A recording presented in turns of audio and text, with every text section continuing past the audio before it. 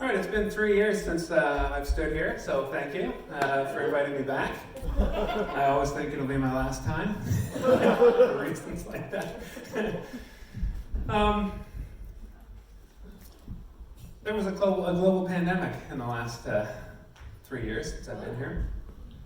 And not only did that pandemic cancel gatherings like ours, but it also kind of shattered me a little bit and required a whole deconstruction. Anybody, did a lot change for anybody else? Just in terms of what you thought reality was, et cetera, et cetera. So not only was it discouraging, I find, to, just frankly argue with each other, people, neighbors, friends, family, about public health measures. Remember the colors, yellow, orange, red, and our feelings about that, lockdowns and vaccines. I can feel all of you right now kind of shrinking. Why is he keep talking about this? We just want to get past it, right? Back to the trucker convoy, then that came along of something else for us to argue about. That was all bad enough, and I just felt like it was really just driving wedges everywhere. So you had that going on. And then just like many of you, and unlike many of you, me and our family, we just stopped going to church, right? I mean, it started with the mandates, you couldn't, but then it was kind of like, I think I'm fine without it. Sunday morning, just hang out at home in the pajamas, right? You have to admit it to yourself, that wasn't all that bad. And so it really came to a point of just feeling really comfortable not coming here on Sunday morning. And then, of course, you start to think about whether or not you can justify that, or if it's good for you, if that's something you want to keep doing. Do I want to come anymore? Do I want to go anymore? Am I a church person anymore? And then, of course, you add to that the behavior of Christians. Any of you noticed Christians behaving lately on the internet or out in the world? Just not a fan. And you just get to the point where, I got to the point where I'm not sure I want to identify as a Christian anymore. I don't think that's a team I want to say that I'm even on. Do I want to go to a church? Because if I go to a church, then of course, by association, I might be a Christian and all the things that go along with that. So really, it became a question of, am I fine without all of this? Am I fine without all of you?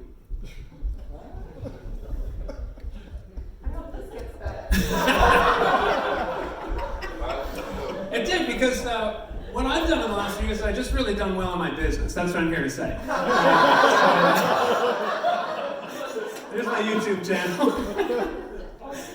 So if you don't know, Jess said I should introduce myself. I founded Unboring Wedding. This is what I do. Basically, I make sure, I do marry people in New Brunswick, but I make sure I'm found on the internet by people who want to, who've been asked by loved ones to marry them. It's a growing trend. You ask your friend to marry you, do your wedding, and you don't know how. So you go to the internet, and that's where my smiling face is. And getting found on the internet as a business model means that you have to communicate very effectively and hopefully very fast so that the search engines like you. And what that means is this English major, this theology geek, this guy who studied biblical languages and wrote academic papers, this guy had to learn how to totally change how I write.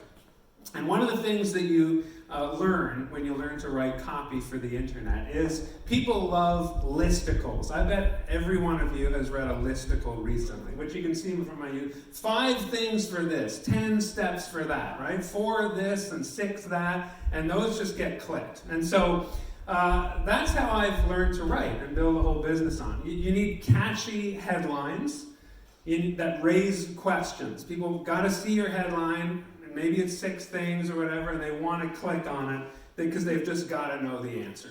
So that leads us to this morning. Hopefully it does get better for you. How to throw Jesus off a cliff in 5 easy steps.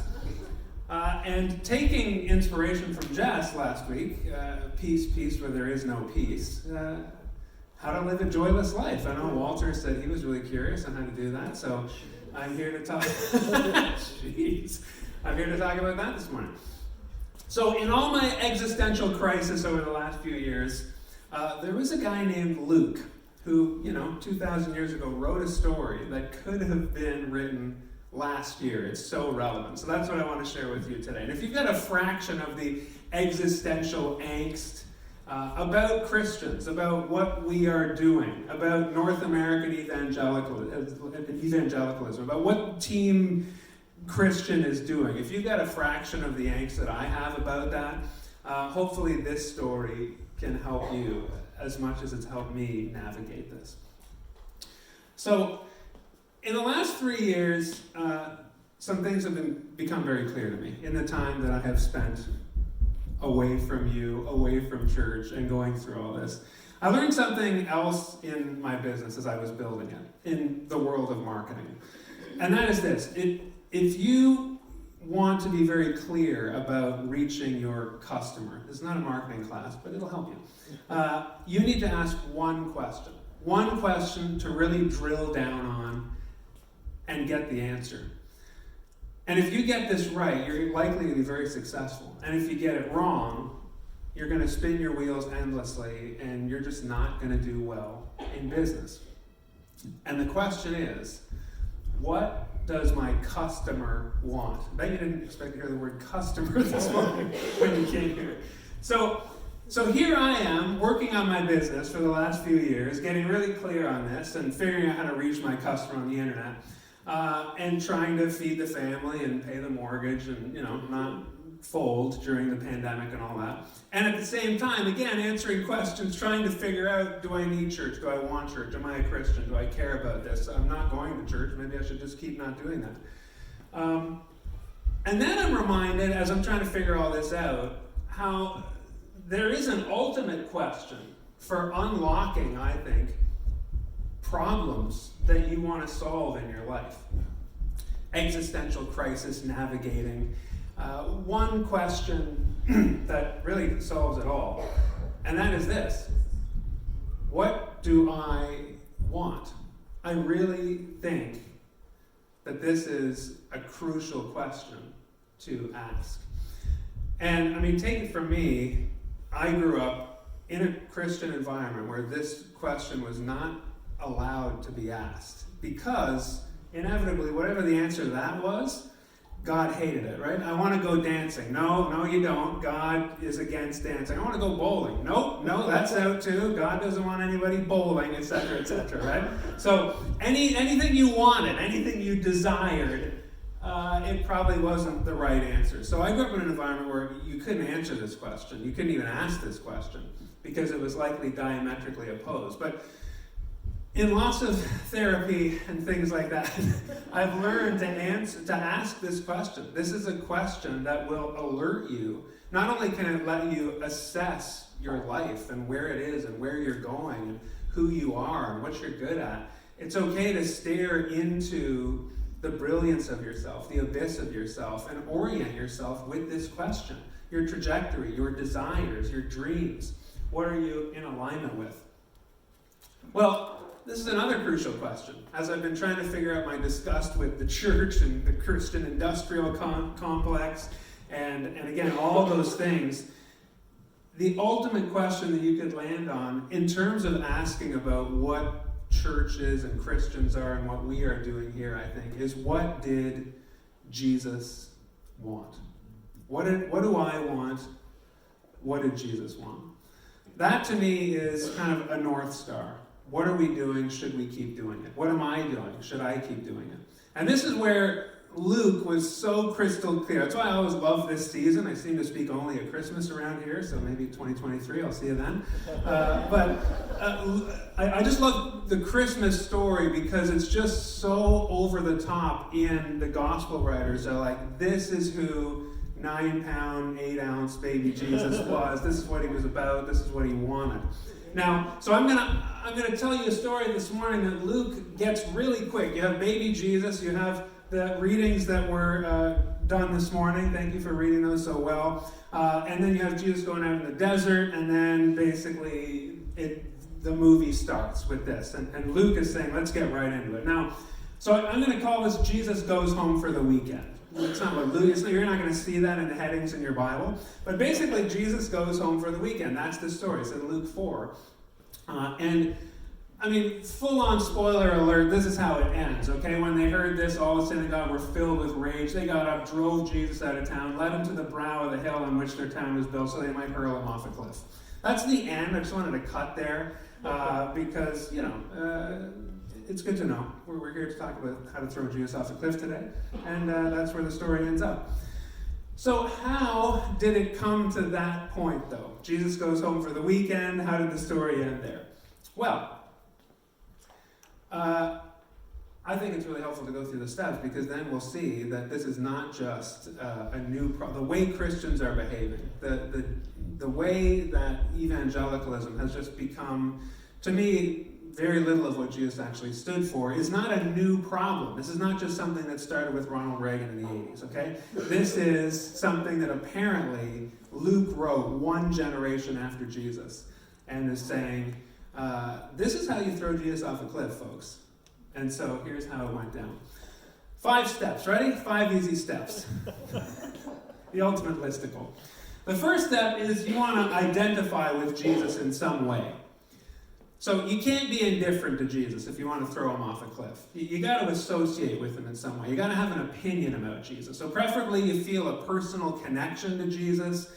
Maybe say a prayer, be a fan, invite him into your heart, join a Christian youth group, whatever. Make him yours. And so in the story, you have Jesus on this campaign. He's going from town to town, and he's at the point in this journey where he comes to Nazareth. Okay, he's just been to Capernaum, done some awesome stuff, said some awesome things. He comes to Nazareth, the town where he's been brought up, and people are like, oh my gosh, this is our boy. Like, this is literally our boy. He's a Nazarene, we're Nazarenes, we're the home team, this is it. So they're nobody is more connected to Jesus than Nazarenes, where he's been brought up. Okay, we got dibs on Jesus, we got the title, we're on the same team.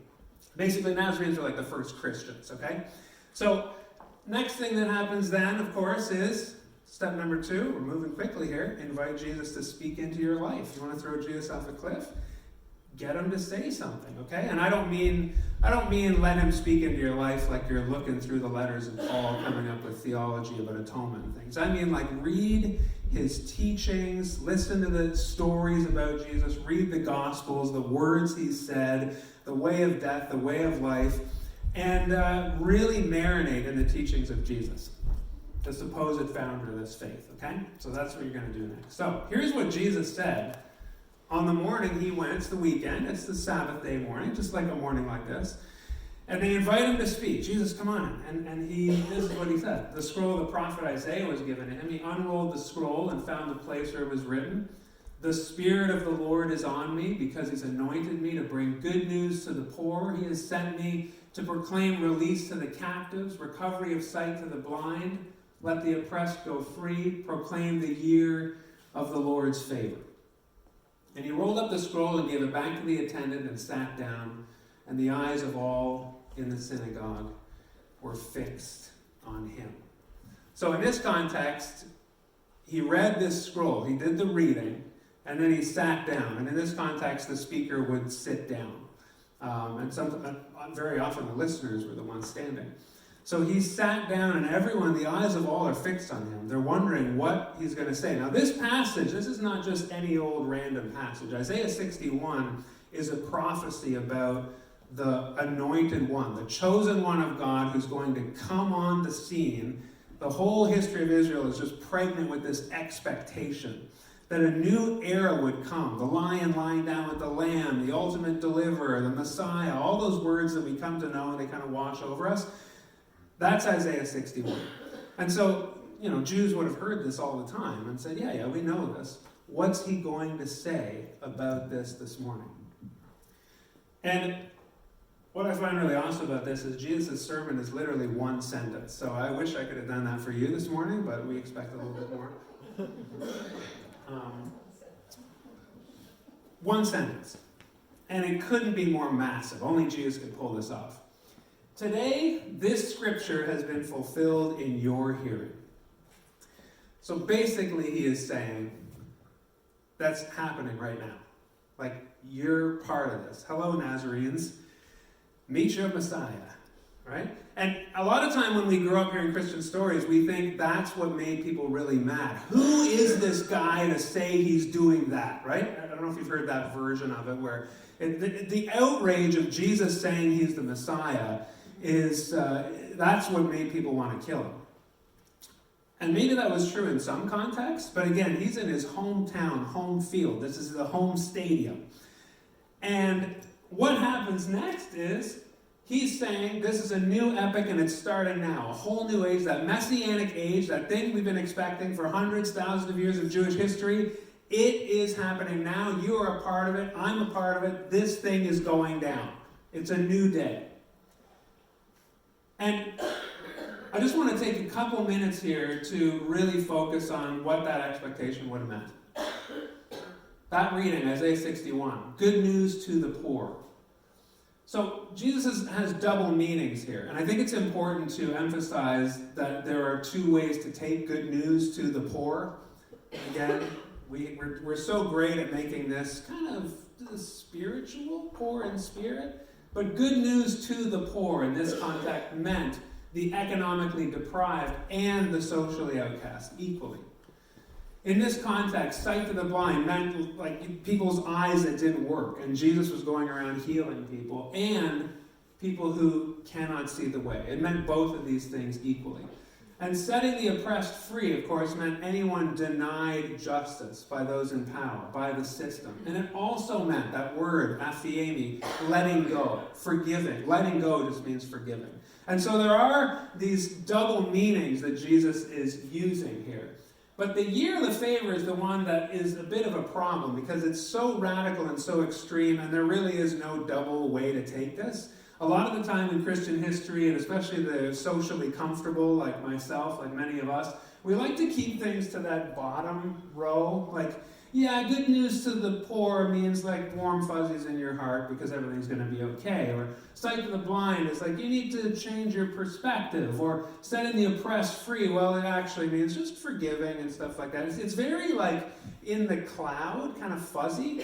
But this one, when Jesus says the year of the Lord's favor, it is a referral to Luke 25, like something in Jewish law that said every 7 years, land needed to be returned, apparently, land returned, debts canceled, that's the Hebrew, returned, and slaves freed. This literally was supposed to happen every 7 years in Jewish law. It's right there, you can read it. Did they ever actually do it? There's actually no record that they ever actually did it. So that's interesting. Imagine being somebody who's very legal into this law, following the law, God's law given as a revelation, and there's this really problematic section. I don't know, somebody wrote it when they got really overeager. This would be cool, and then everybody from that day on was like, we're not doing that. But it was a really cool idea that's right there in Levitical law, and Jesus is saying, this is starting. This is starting today. And this, to me, is what doesn't allow us to stay in that bottom as Christians, as anybody who says, I'm going to follow Jesus. We can't stay. Even if we did say, well, the top ones, literally helping people who are economically deprived and sharing wealth, and literally bringing health care, and literally helping people deny justice, we don't need to do that. But, land returned, I know in New Brunswick that really means something, right? Doesn't it?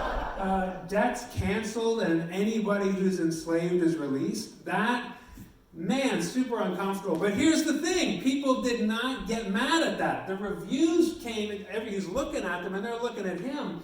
And they spoke well of him. They were amazed at his gracious words that came from his mouth. They said, isn't this Joseph's son? Which, that's totally loaded right there. Isn't this Joseph's son? That means, it wasn't like, is this Joseph's son? Who's this kid? It's like, Joseph is our guy. He grew up, this is part of our family. So what this means is there's this expectation that Jesus is about to unleash this jubilee in Nazareth. Nazareth is about to become New York City, right?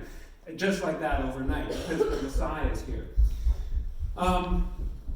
This is where, so they're they're like kids on Christmas morning, basically. They're saying, like, bring it on. Bring on the freedom, the land return. We're your people. And this is where things really take a turn. Because what happens next, really, is, if you want to throw Jesus off a cliff, expect special blessings from identifying with Jesus. See how you have to first identify with Jesus, then listen to what he's actually saying. And then you got to expect special blessings from Jesus, you know? The most, I think, common example of this is when you pray to find a parking space, right? That's one of those small examples, but this is essentially what is happening, I think, in North America. It happens with us all the time. It happened in Nazareth 2,000 years ago, where you're saying, we love Jesus, Jesus is our homeboy, we identify, we believe that Jesus can do the things that Jesus can do. There was no doubt. It's not like they're like, no, let's see. They were like, he's the Messiah, he's going to do this stuff, buckle up, everybody. And Jesus then really, well, he's a drag at this point of this story, because he says to them, they're looking at him, and he looks back at them, and he's like looking at their little Christmas morning eyes, and he says, oh, doubtless you'll quote to me this proverb, doctor, cure yourself, which was a saying back then, 2,000 years ago. That's one of the things they always said. Like, if you're so good, start with yourself. And you'll say, do here also in your hometown the things that we have heard you did at Capernaum. So I love that. They've heard rumors about him, now he's here. He's saying the new age is here, and basically they're saying, if you are who you say you are, you're going to start here and show the world the blessings that are going to come with the new age. You're going to start doing that here. And then Jesus says, truly I tell you, no prophet is accepted in the prophet's hometown. But the truth is, there were many widows in Israel at the time of Elijah, when the heaven was shut up 3 years and 6 months, and there was severe famine all over the land, so no rain. Yet Elijah was sent to none of the other widows, except one widow. And there were also many lepers in Israel at the time of the prophet Elijah. Lepers everywhere, leprosy everywhere. None of them was cleansed except Naaman the Syrian. Okay, I don't know if that hit you like a hammer the way it did them. But this is for you, Walter, stick figures, because last time. There's a lot to unpack there. That's a whole thing in itself. But basically, he tells a story of a widow, a non-Jewish widow, and this is the most vulnerable person in society, because women lived under the authority and care of men in this society. So when you're a widow, you had no husband to take care of you, no father, you were just wandering the countryside, really, really vulnerable. And so he says, oh, there were lots of widows, but God only went to one, way outside the scope of what you would think. And then he talks about a military guy, non-Jewish guy. This is the most hated, Syria, who were like coming in and raiding Israel all the time. And he's saying, these are just two people who got help.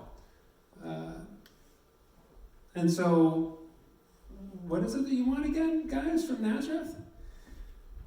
Basically saying there's no preferential treatment just because you're Nazarene. And in fact, it's not like, you're going to get more miracles or things like that. There's going to be drought. There's going to be leprosy, lots of it. But even as oppressed as you think you are, fellow Nazarenes, it's the ones who fall even farther outside of where you think that God is focused on. So you guys are special. It's not like God. You're the people of Israel. You're the children of God. But you're not any better than them. And in fact, God is way outside, looking and acting in places where it's not even on your radar. So that changes the mood, where at first they were like, this is awesome, and now that's when they grab him and want to throw him off a cliff.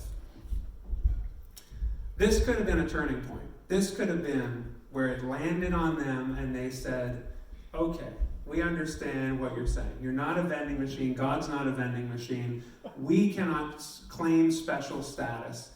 Yeah, we're hurting. There's leprosy, there's poverty, but there's even more leprosy and more poverty in places outside of even our circles. that could have been a real come to Jesus moment, where the focus extends even farther out, instead of saying, what do we get from Jesus because we're on the right team? This is the kind of stuff that I have been trying to digest the last few years. But of course, try to tell people who are privileged but unaware that they're privileged that they probably have enough, and everyone suffers. So what you want to do is disregard what Jesus wants entirely. When you tell people who are privileged that they are privileged, and there are people outside who are less privileged, but the people who are privileged feel like they're not privileged and they need more privilege. This is essentially what happens, right? When we focus on a group like widows way outside the spectrum, like the army captain who is absolutely hated in Israel, when we say God is looking at them and that's where God's focus is, it doesn't go over well.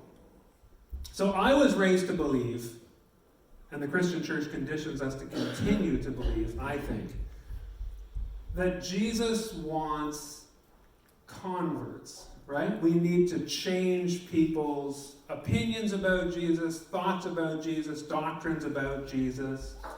And I would say that that's totally wrong. It's tired.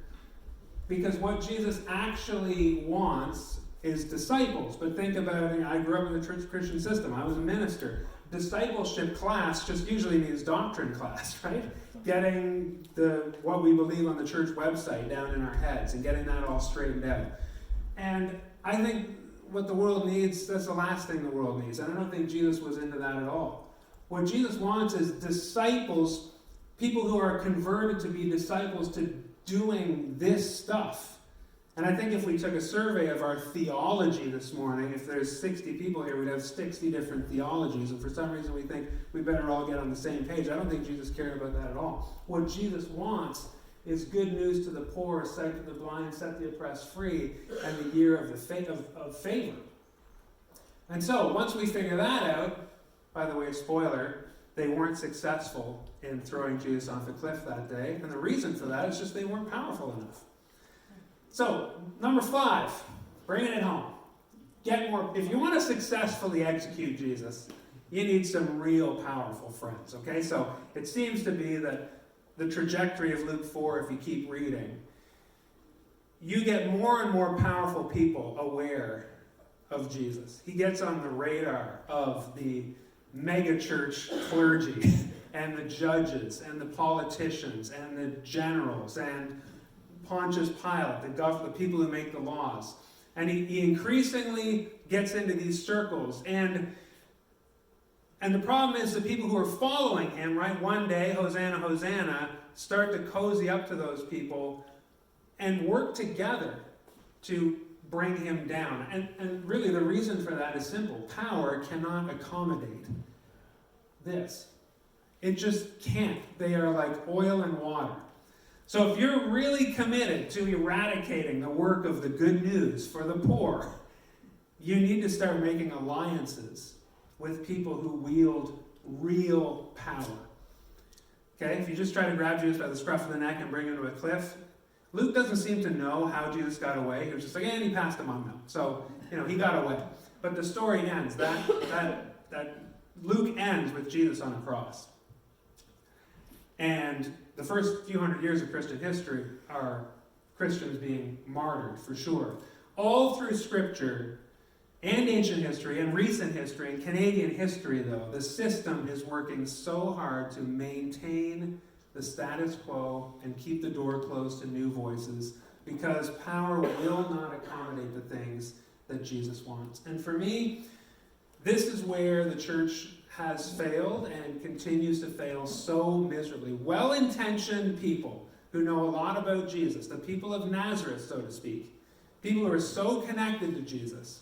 Nobody's closer to Jesus than the Nazarenes, than Christians.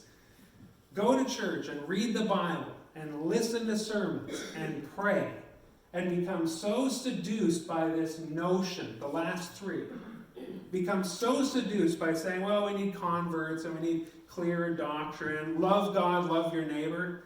I thought it was Joy Sunday, by the way. It's Love Sunday, apparently. So in terms of Advent, I guess it depends what you... So I'm going to talk a bit about joy here. But love is... Love God, love your neighbor, right? Christians know this. And yet it just becomes sort of a missive. Like, love God, love your neighbor. Yeah, well, it's so easy to say that you're loving... I don't know if any of you have seen on Twitter, there's no hate like Christian love. And this is... People always say that, and then they'll post some article, some headline, something where a Christian was, shooting somebody or squelching some rights or something like that. There's no hate like Christian love. Look it up. It's really fun on Twitter. Lots of great stuff going on there. But this is what I mean. It's so easy to use the word love and just kind of baptize whatever and being loving.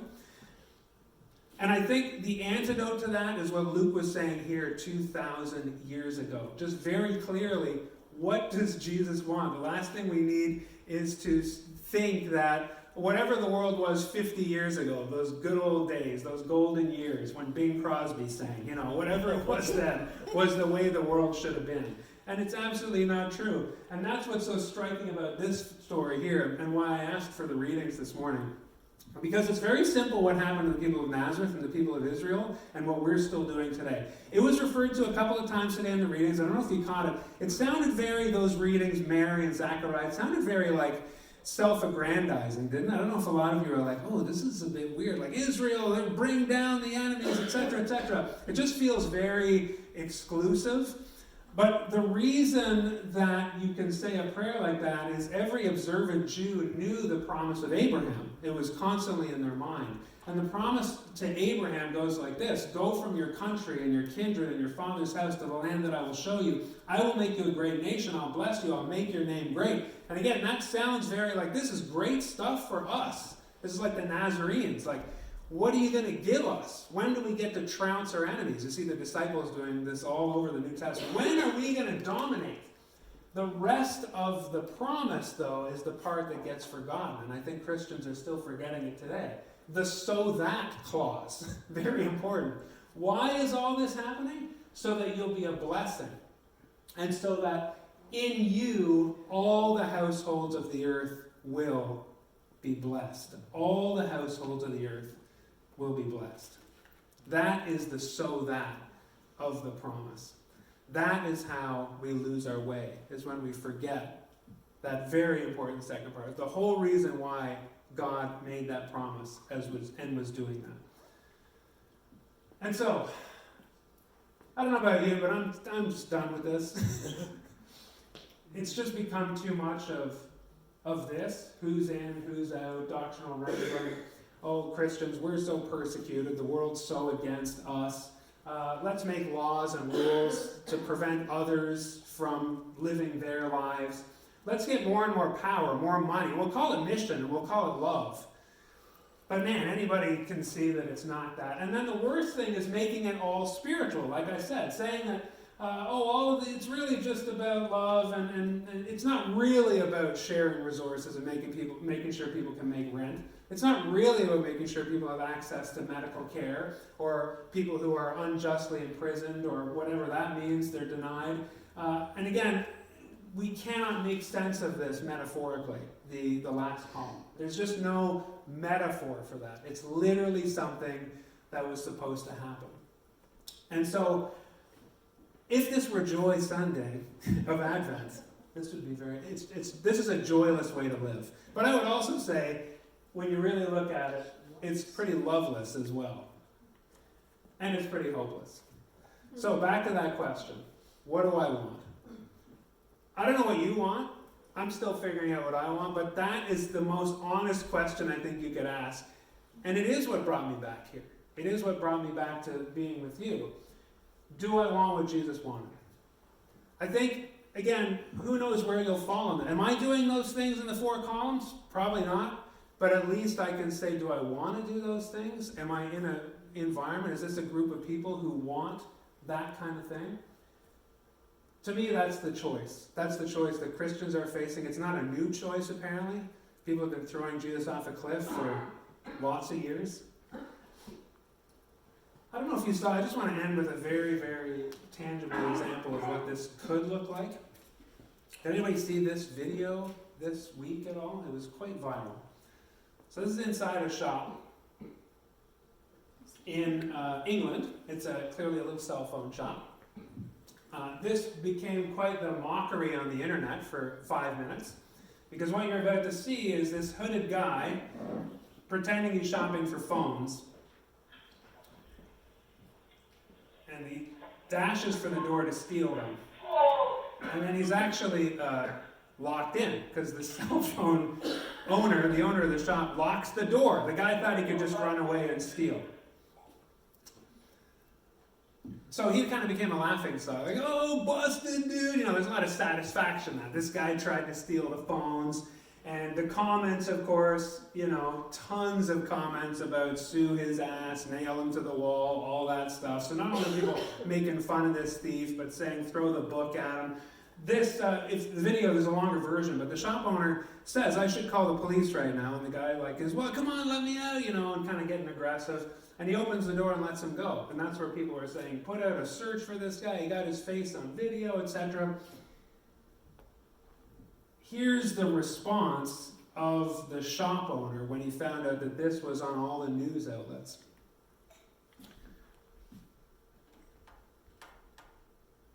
This is what he posted. You don't want to read that. Right. Yeah, please read it. Back here. Okay.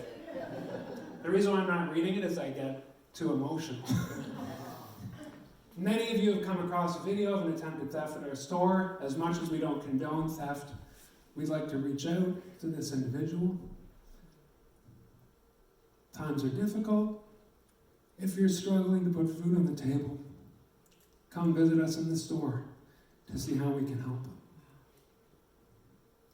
To those saying, you know, beat them up, violence isn't the answer. The prophet said, be merciful to others and you'll receive mercy. Forgive others and Allah will forgive you. I knew I wouldn't be able to get through that part. I think the reason why that moves me so much is that's joy. That's joy. And that's love. And when we look at that other list of who's in and who's out and doctrinal statements and all that, that feels good. There's like an enjoyment to that, like us and not them. And there is a satisfaction to it. But what you're feeling when you're doing that is not love, and it's not joy, and it's not what Jesus wanted. If that's what you want, that's fine. Just be honest that that's what you want. Empire building, power, all that stuff. People to be more like you. But man, you know it when you see it. You know when you see love and mercy and joy, and like somebody tried to steal from you, and instead you're just saying, come back for help. So here we are in the season of baby Jesus, together again, after the pandemic, after arguments and disagreements about all kinds of things the last couple of years, and we're still choosing each other. And I would say why. And I think it's because of the great promise of this place, a group of people focused on these things. And that whatever we call ourselves, the sign outside, our pronouns, our religious label, how we vote, when we're spending our time on this stuff, not on Christian privilege and more power, not on washed out versions of Christian love, when we're spending time on this, I think we're actually doing what Jesus wanted. And then we're a part of that 3,000-year-old project that Jesus is God, Yahweh, started all those years ago. All the households of the earth will be blessed. You know it when you see it. Are we helping all the households of the earth be blessed? And that's where love and joy is truly found. So that's what I have this morning. May you go in peace in the way of love and joy, and to answer those questions. What do I want? What does Jesus want? Do we want the same things? That'll get us oriented and on our way. Thanks, everybody.